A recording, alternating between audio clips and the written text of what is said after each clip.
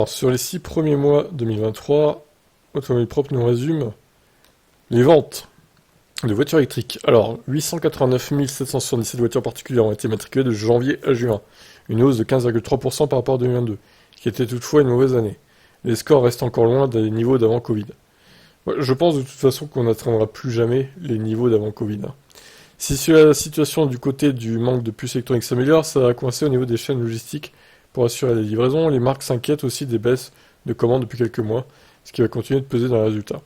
Si le marché global ne pète pas encore la forme, ce n'est pas le cas du marché de l'électrique qui bat un nouveau record. Sur la première moitié de l'année, 138 000 voitures électriques ont été matriculées en France, contre 93 344 en 2022. La part de marché crame de 12,1 à 15,5. En clair, plus d'une voiture sur 7 vendue dans l'Hexagone est 100% électrique. L'électrique a ainsi dépassé le diesel, tombé à 10,6%, mais aussi l'hybride traditionnel, 13,6%. Oh, le diesel, comment il prend tellement cher, 10,6%. Waouh. Alors, modèle Y, qui est de loin le plus vendu, 17 741. En 2022, c'était moins de 4000.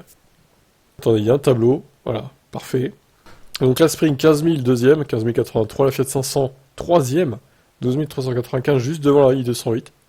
La Mégane E-Tech P5 juste devant la Model 3 pour le coup. Elle se vend pas si mal, hein, la Mégane quand même, malgré son prix salé, ça va, elle marche bien. Mais elle cartonnerait si elle était encore moins chère quoi. MG4 est 7ème. Bon après plus loin tu retrouves la Zoé, qui est tout juste devant la Twingo au final. Peugeot 2008, Hyundai Kona, Mini Hatch, Volkswagen ID3, Kia Niro. Opel Corsa, qui est 15ème. Bon, alors moi, ce qui me choque un peu, c'est les Hyundai et les Kia. Hein.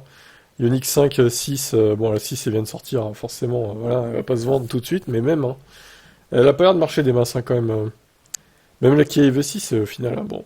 Après, encore une fois, c'est à cause des délais de livraison, peut-être, mais ça ne fonctionne pas trop. Hein. Justement, ils en parlent de la Kia EV6, là. Elle est aussi dans le rouge avec moins 22% et 1487 immatriculations.